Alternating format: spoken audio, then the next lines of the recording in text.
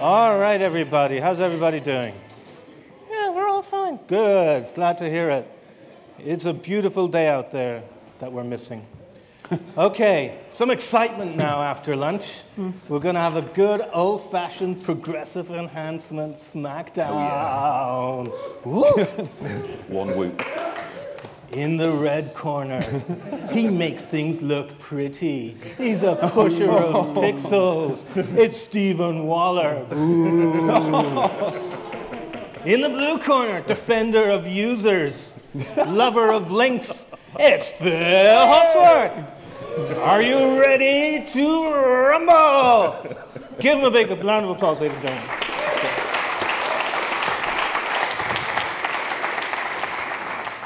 I can't help noticing that I was the only person who cheered myself then, which is an embarrassing start. Great, well, hello. Well, this is the most intimidating hello slide ever.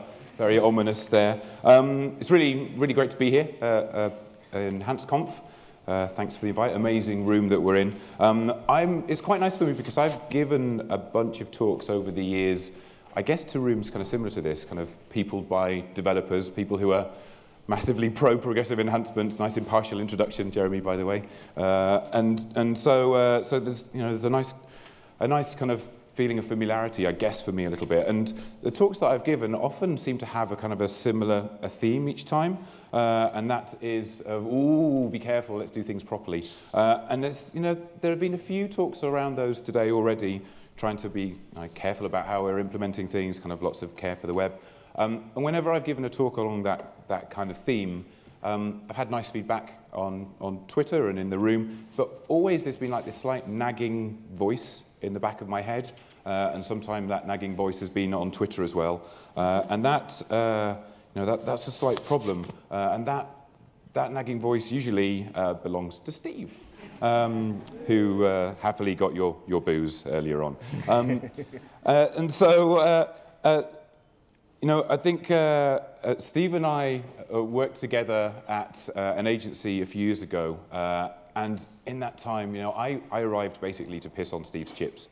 I was at a stage in my life where I was really championing kind of web standards and what have you, and the technology was a little bit different then.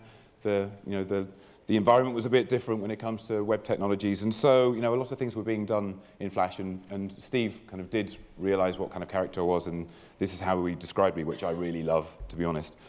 Over the years, we've both moved on. We're building things slightly differently now, but we keep on kind of returning to some of our same underlying arguments, and so it feels a little unfair that I get to talk to people like yourselves and get feedback without really kind of letting this voice come over the wall of what can sometimes be a bit of an echo chamber.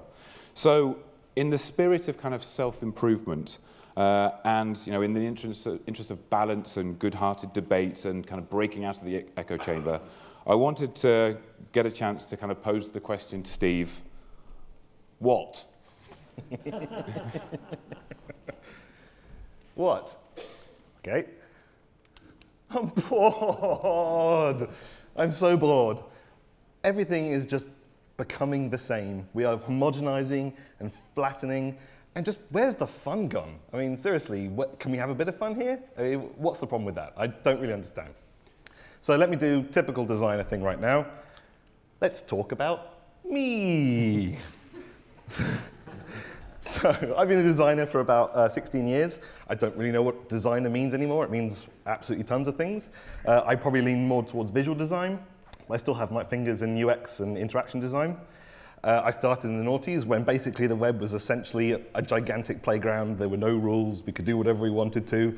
It was a lot of fun. We made a lot of mistakes, and we had a few successes. And it was great. It was really, really enjoyable. And then, if there's a pendulum, it swings one way and it gets to its peak, and then it has to swing the other way. So if the noughties was us having fun with this sort of lawless and reckless creative abandon, then this decade is kind of seen as swing back towards more of a safer and structured territory. And there's sort of good reasons for that. The shift from sort of wildly creative to much more sort of complex analytical solving problems is fairly understandable given the situation that we're in with the web. Some of it sort of precipitated this whole idea of the rise of UX, as if there was no UX at all before, didn't give a shit about any kind of users in any way before that. And sort of disappointingly, it's seen a bit of an exodus of creative designers to other industries. So a lot of people that I used to work with just don't work in the web anymore. They work in motion graphics and in games and installations and that kind of thing. And there's sort of been a lack of real sort of creative zing getting put in there. And for those of us left behind, we're still kind of dealing with some of these same old issues that we used to have. So, finding decent developers who can actually build the thing right. Browser compatibility, does this thing work in IE6? Always my favorite conversation and always comes out exactly the same way. Apparently Phil tells me now it's Safari, which is still the same problem. No, it doesn't work in Safari. So we're still back at this particular point where we're trying to work out what all the things that we need to work with. And it's now been added to with things like best practice and accessibility, which are all things that are great and really important to have tackled. But they start layering complexity in terms of what our particular job is and then how we approach that. The main one for me is obviously responsiveness. And the problem we've got is, whereas 10 years ago we were designing something for 1024x768 or whatever it was, now we're designing for absolutely everything. It can be anything, it can be any size.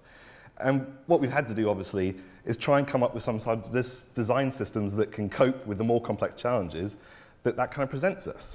That's absolutely fine and absolutely fair. One such system, I'd say, was flat design. Flat design is a great system. It's been around for a very long time. It's come into fashion now. And I would say it's kind of responsive design's conjoined twin. The two are fairly inseparable now. It's kind of hard to make it not the de facto standard. And it's spread from the web through to applications through to so many other bits and pieces that I start to just feel slightly, okay, it was nice, but seriously, if I have another person say to me, we don't need visual design anymore because we have material design, I just want to slap them. And I've had people say that to me. They have actually said that to me. And I say, okay, well, I loved material design when it came out, and it's a really good design system for Google, but not for absolutely everything. And seriously, can we just have some moderation in terms of how we use that? Where we've ended up, this was a joke that went around the Twitter quite quickly in terms of what are the two possible websites you're working on at the moment. And it's a joke, but there's kind of a kernel of truth in it. It makes it quite a bitter pill to swallow. And this sort of speaks to the whole nature of my problem at the moment, is we have gone down this sort of hell-bent crusade towards some sort of practical minimalism that I think sort of strips some of the excitement and variety that we used to see within the web. And it's just become sort of more of a boring and predictable frame for other content. So, I mean, first of all, addressing this kind of notion of, two people controlling the same deck with one controller. The notion that design is somehow commoditized to the extent that, we've got some tools and frameworks, so designers aren't required. I think that's a nonsense, in the same way that we might say, well, developers aren't required now because we've got like Bootstrap and a few frameworks. It doesn't seem to make any sense to me. So completely agree with you on that. But I think the idea that everything boils down to these two kinds of designs, kind of, well, I wonder why this has happened and why this seems to be the trend. Could it be that realistically, we're working in an industry where we're often trying to solve similar problems, time and time again. We might be doing similar kind of sites, and there are some conventions that have come forward that actually mean that these often are where we end up, which is kind of unfortunate. But this is about trends. There are lots of trends in terms of how we build things. There are trends in the aesthetic that people are looking for, be that clients or users as well. And when it comes to things like material design, I've heard lots of designers talk about material design as if it is a huge problem. And I think you've already kind of described the fact that it's incredibly successful for Google. And it's, I think, a really beautiful design system. And it's a design system that solves a number of problems. And the problem really is, in our context, is that it's actually grown to be used elsewhere as well. And people are just saying, rubber stamp, we'll just use that. And it's starting to become a little bit monotonous, perhaps. But, the tools and the techniques that we use, those are constantly improving. We're always finding ways to tackle the kind of challenges you've been talking about. And, really, when we're trying to build things that work on the World Wide Web, we need to try and find ways to deliver the kind of aesthetic, the kind of design that does a good job to a hugely broad audience with myriad of capabilities and devices. And there have been talks here about that all throughout the day. But there's been a bit of a tension, Steve, between you and me over the years. I think that you kind of suggested that, well, developers are ruining your fun. Developers haven't imposed this restriction. Developers are trying to solve a particular problem and move things on as fast as they can. Are you sure about that? I seem to remember quite a lot of quite explicit conversations around the anti-Flash mob thing where, yeah, you pretty much made the point that Flash is done, that's fine, and you took great delight in it. So this was very much my representation of that, saying, okay, thinly veiled me, thinly veiled Phil. Phil took an awful lot of delight in the fact that certain parts of this technology was now going away because it wasn't the right technology. So okay, what's the right technology? So you took that one away and you gave us new toys to play with, but then told us we're using them wrong, like on a constant basis. Okay, well, we want to make this. Oh, no, you can't do that. Why not? Page weights, scroll jacking, JavaScript bloat, and the goalposts just keep moving. So if you give me a piece of paper and I try and fold it into a particular type of thing, and they say, no, sorry, that particular type of thing is not capable, then I don't know, what do you leave us with? And you leave us with stuff like parallax, which I don't want to keep using parallax, but when that's all that you've left me with, that's all I can do. So we just end up retreading old ground for the sake of new technology.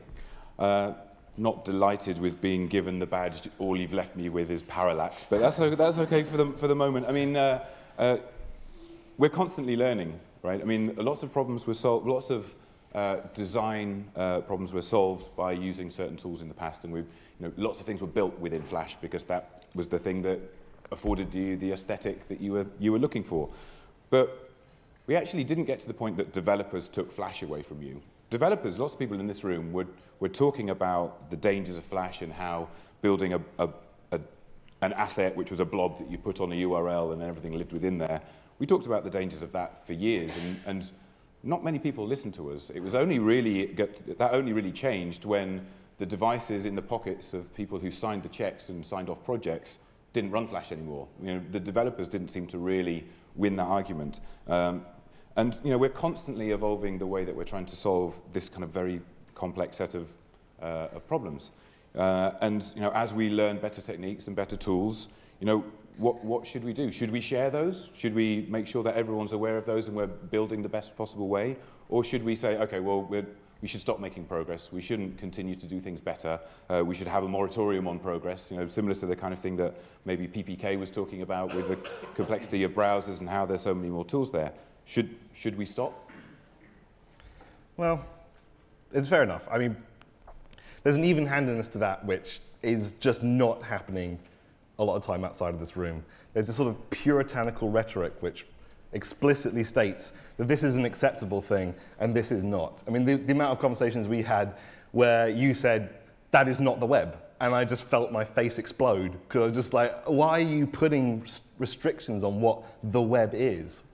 I know there's a distinction between the technical side of what the web is, but I'm looking at it from the user side of what the web is. The web is, for me, is so many different things. And it's something to say that's not the web. It's just like, I don't buy that. I don't buy it.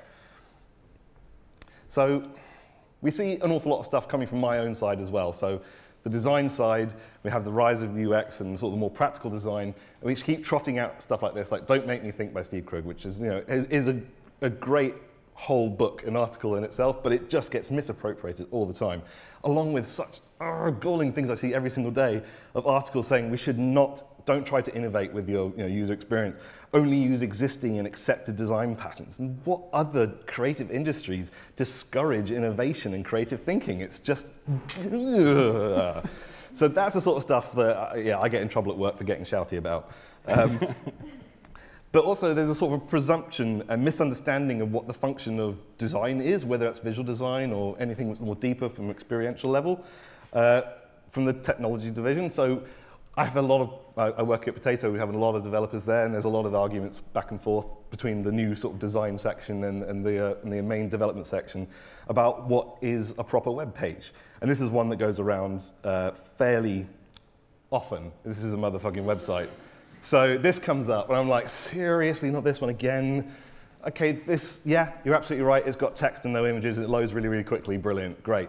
It looks like a pile of shit. I'm sorry, it does. The line length is absolutely enormous. There's no consideration for spaces and how you actually read the page. Stuff like that is actually really, really important to how people read things. It's a human thing. So I was kind of delighted when somebody came up with the response to that, which was this one, which is, this is still a motherfucking website. And this is design. Now, whatever you think of it, everything has been figured out so that it actually works better for the user to use, which is what we're all talking about here, right? It's about the user. So everything is properly spaced. Lines are the actual right length they need to be. It's basic design, but it's still design. So I just think it's important that we keep that kind of rhetoric in check and just make sure that we're actually approaching it from the right angle. Right. And I can't really dispute that. I mean, I think that example makes some very important points, and it actually does communicate a lot of things. But you know, there is this kind of phrase that I remember kind of kicking around when talking about the presentation of food, where the first bite is with the eyes. I would never argue that design is not important, and the way that we respond to the content is not important. And you know, I know that you know, earlier on, I think Nat was talking about some examples, and I think that was a phrase, people really don't care about the content, how your content looks, which I was like, oh God, if Steve's gonna tear my arms off when we get to this point. Because I don't completely agree with that. I think we do care about how things look, and it is important. So I'll concede that point, Steve. So when I saw that quote originally, I kind of immediately did my design jump to stage, where I just thought, you know, don't make this mistake of just thinking that design is some kind of sort of beautiful sugarcoating. It's not about surface and first impression, and that the rest of the experience is somehow the meat. Everything plays together with each other. So one particular important function of design is establishing some form of credibility within your actual system that you're designing. So when we look at something, we do tend to judge it by how it looks. That is part of human nature. It's just one of the things that we do. We assess it and we judge it and we consider, does it look like it's a properly considered and designed system or page or whatever it is we're looking at? Or does it look like something which is a bit more shoddy and ill-conceived? And a really good example, this came up a few years ago. If any of you have had to do the ESTA application form to go to America, this is the old version of it. It looks marginally better now, but not much better.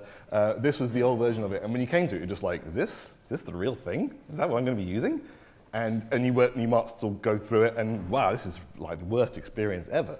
So there was an awful lot of articles written about that, saying what's actually happening now is because this site is so awful, people are actually going to websites that aren't the real thing. And you end up at websites which, although this isn't beautiful, it's still much more considered than the actual real site. And what ends up happening is you go, okay, well, this looks like the real one because I see all sorts of design standards that I recognize here. And it's all America and flaggy and yay. But what happens is you go through this process, and right there it says we're going to charge you $85. The real ESTA doesn't charge you $85, it charges you $14. And that's not actually one of the more expensive ones. They get more expensive than that. So the important point here is that people were looking at these particular things and seeing design used in such a way that gave this more credibility and authenticity than the actual real thing. So if we take that element of design away, we're starting to reduce people's ability to actually make considered judgments about these kind of things. I find it kind of interesting that this example, which is kind of deemed to be more credible and more trustworthy, kind of conforms to one of the which sites are you designing A or B thing. Oh yeah. I'm not saying it's a great design. So you know, those can be appropriate, right? And for me, that's the point. It's about, you know, appropriate design. You know, what kind of level of design, what kind of design, what aesthetic are you going to go for the context, because context is everything when it comes to design. I've trotted this example out many times, you know, in the past about a site that received more than its fair share of design. You know, and really what I'm talking about there is it's got inappropriate design in there that maybe doesn't satisfy the primary need of the site. We're not going to... The jagginess. Yeah, we won't stay on this for long, but if we give it another few minutes, eventually we'll get down to the Milwaukee's most wanted, which are at the bottom in a nice carousel. And this, you know, this I think is kind of design for design's sake, and more specifically, it's like misappropriation of design patterns. You know, we talk about trends earlier on, and you know, there are certain tools and conventions and design patterns that you see, and there is a desire, I think, sometimes to use those wherever we possibly can. I'm going to say it again, just briefly. It's not sugarcoating. whilst I agree that that website is an absolute horror show, I mean, I can't defend it. One of the things we need to really keep in mind here is what was the intention of that site. The intention of the site was to provide an information service for the citizens of Milwaukee to find out what their police are up to, what are the 10 most wanted perps are. It's total failure, total failure. However, if the intention of that site was in some way to be drumming up some sort of aspirational America, God damn it, the police, they're the best, we do an amazing job, check out our hardware, sort of recruitment drive, people look at it and go, wow, that looks awesome, I really want to be part of that, then total success. Is it vapid and absolutely lacking any kind of substance? Sure, but America.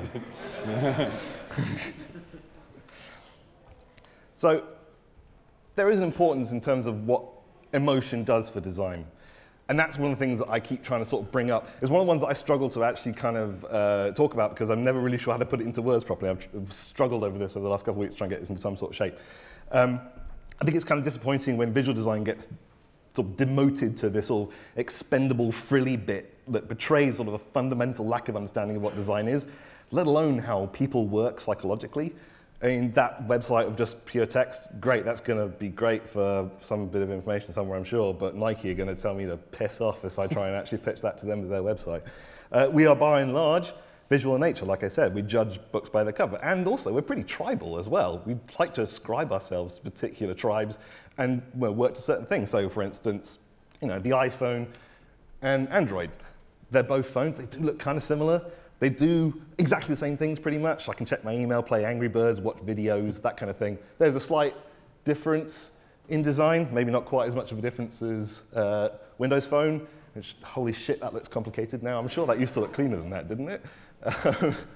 But people rally around their brands, and brands know this, and brands are that big, dirty word that I hate trotting out, but it is kind of important. People like to emote and connect. And when we see them, we see things which sort of chime with our own values and identities, we want to be a part of that. People connect to designed things. And not just from a visual standpoint, but experiences as well. And how does it feel? How does it react to me?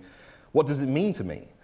And brands know this particularly, and they really, really play on that one quite a lot to form a sort of powerful bond between the user and product. And this is one reason why I kind of sort of feel the puritanical approach to design is just not going to work. It doesn't take in the full spectrum of human emotion into account. Also, one last note about flat design. Sorry, I just had to put this one in there. People get really, really bored of things after a while. So this is going to get boring for everyone soon, the notion of one design system for everything. It's just going to happen. We're humans. Okay, so I think, despite the fact that we disagree on a lot of things, ultimately there is kind of broad agreement. I'm going to go through this as fast as I can because we're long, we're a bit short of time.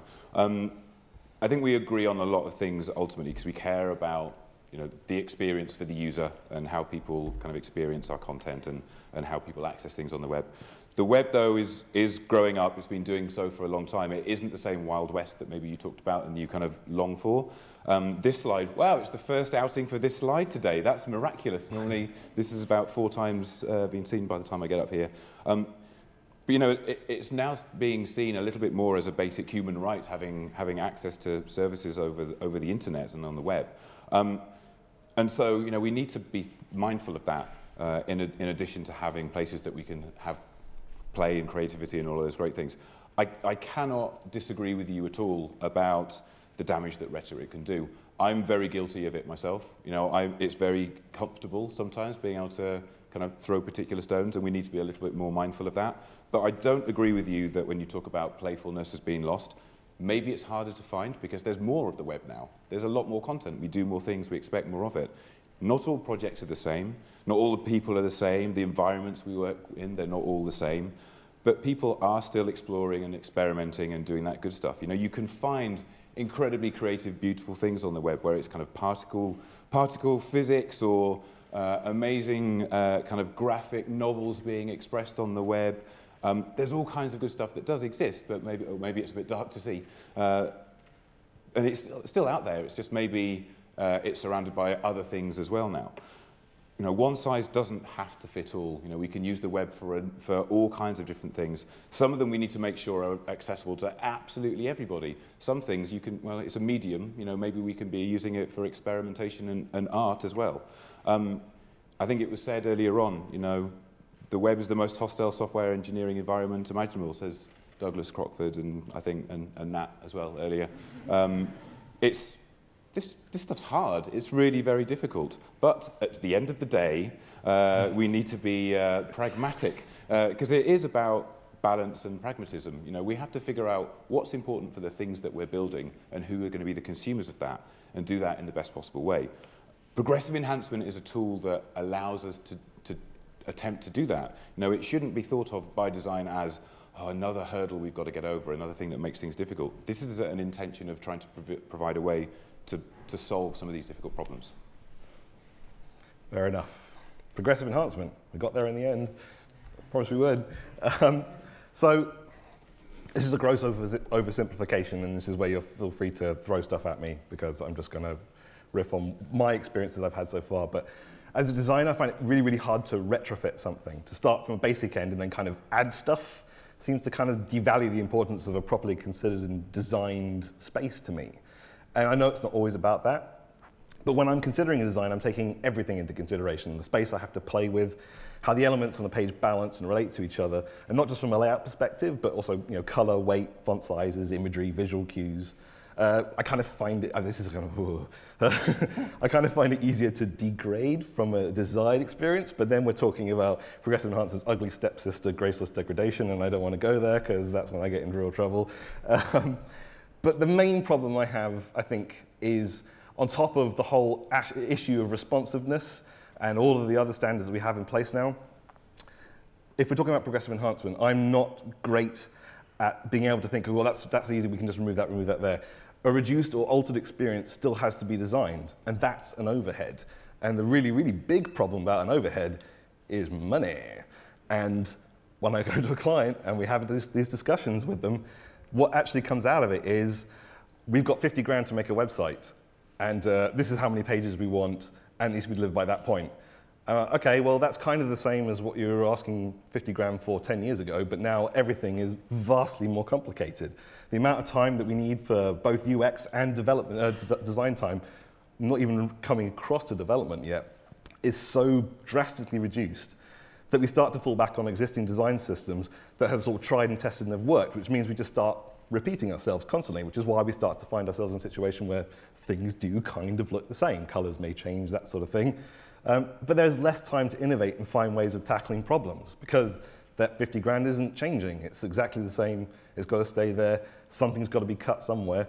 And if suddenly we're saying, it's not 10 pages I've got to design, I've got to design, before we get to progressive enhancement, I've got to design a mobile version and a desktop version, possibly even a tablet version. That's 3 page designs for 10 pages. So I'm up to 30 page designs already.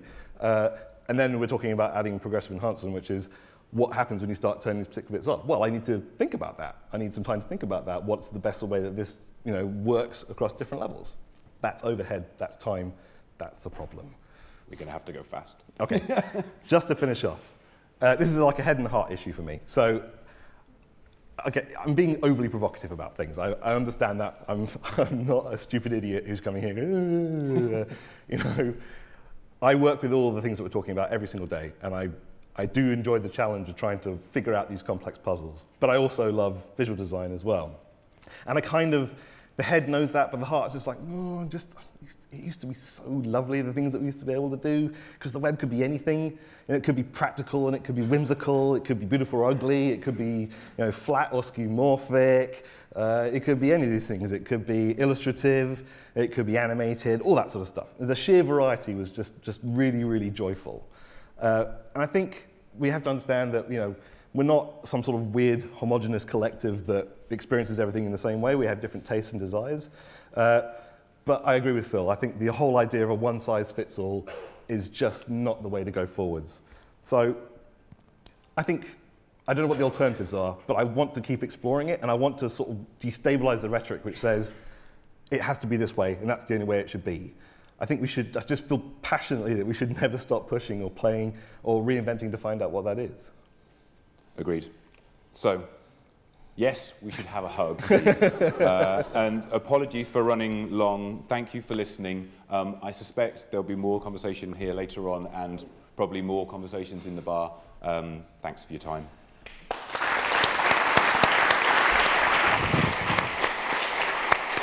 Get off. Yeah.